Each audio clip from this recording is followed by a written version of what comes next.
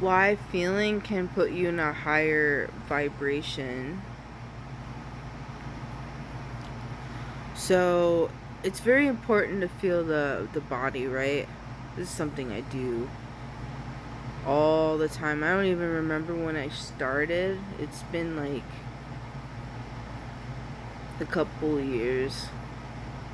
It feels way longer than that. Time. um Anyways,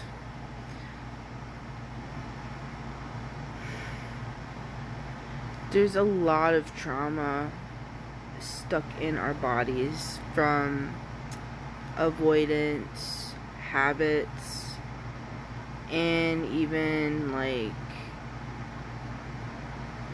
when we were a child, like being trained to just completely shut off from the emotion itself and just like go straight into like coping, or like the like control mechanism of resisting like anger, like layers, 2 layers of anger, when there's just anger, which is underneath is fear, pain. But yeah, so you're feeling the body, and there's all kinds. I don't know if anybody else experiences this. I have ran out of how many different types of sensations the body can get. Like, that's how much I've felt the body. Like, there's so many different types of sensation and like pain, and it's pretty wild. Anyways, when you're about to process big deep emotions, body will start to feel like crunchy, sandpapery. Like you'll feel cortisol pulsing through your body. Your body will be like pulsing. You'll be like feeling yourself. You're not understanding why. And there's a reason for that. Your body is starting to process and like automatically go into like that emotion, and then touch it, and then it starts to come out, and then the emotion is being felt and processed for as long as it needs to be there. Like me personally, I don't try to change it. I just dive into it, and I keep feeling and expressing however I need to. Sometimes I'll scream because it's really bad. Like for me, I was suppressed as a child to a very high degree, and was put on medications as early as like I think as early as like 6 or 8 years old.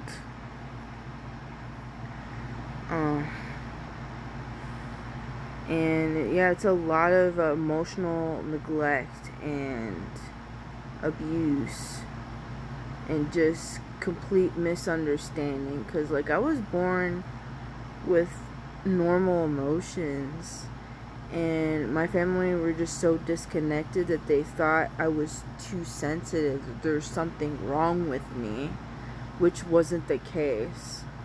And yeah, that was my journey. I had to be put on ADHD medication and all this nonsense for years. And I believe I stopped taking psychiatric pills, like as crazy as Seroquel, like back in 2021, because I was like, this is not necessary. I don't want to be on this stuff. This stuff is killing me. Like, and of course, like, you know, the stuff I was eating simultaneously with the prescriptions. That's a whole nother topic that I'll discuss. But yeah, like, mental health care system, they don't know what the fuck they're doing. They're just suppressing people. They're like not teaching them the right things. And to be honest, nobody has the proper education of processing emotions in general. And it's pretty sad. They don't even teach that in school. Did any of us like learn it? Like, let's be honest here. Did any of us learn any of this stuff in school? I don't remember getting an emotional chart, or like it was like here and there, but that was because I was in special ed class, behavioral special ed. Different. I remember being in regular classes, and no, they care about other stupid shit that's irrelevant, honestly. There's so much that I've personally noticed in reality that is just like, I mean, you know, they don't have people critically think in school, which is, you know, that's a red flag too.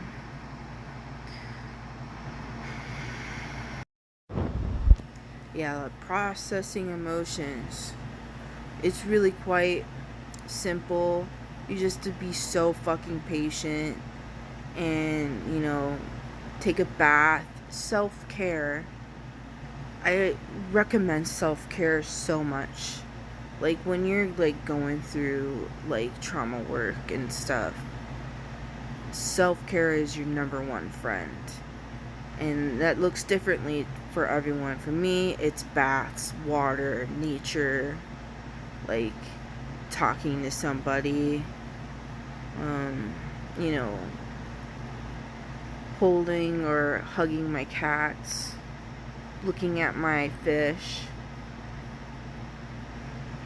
Could be many things. These are all healthy things, not like taking a drug, because like that, you know, that does not necessarily help, you know. There's many cool ways of feeling emotions. There's just like, you know, secluding yourself in your home, using some short mindfulness techniques to clear away thoughts, and then ask yourself, like, how am I feeling deeply in this moment? And then you kind of take deep breaths in and out slowly. And you know, if nothing is showing up, you know, just be patient. Be as patient as you freaking can with yourself. It's so important. Sorry about it being gapped out. Sometimes, like, I do, like, my personal things, like, I struggle recording and also looking at myself because I tend to get distracted. And, like, I saw something on my tooth. I was like, gotta go just take care of that. Anyways,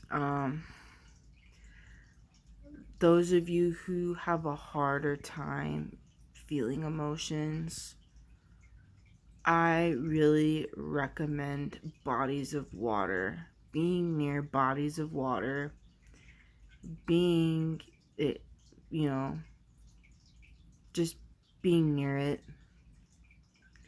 and baths. I take baths to help me process more energy of the emotions, because like mine sometimes tend to be really big and like really like intense sometimes. But yeah, you know, you could use baths, That's one of the best ways.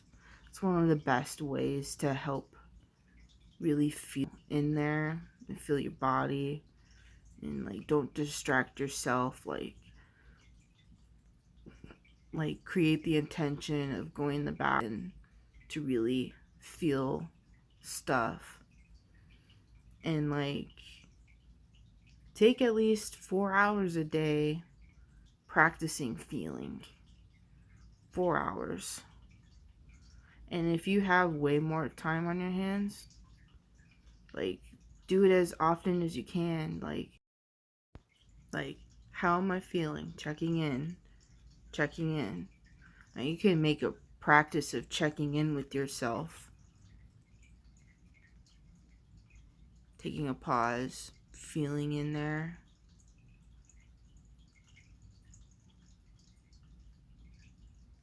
Like that. Like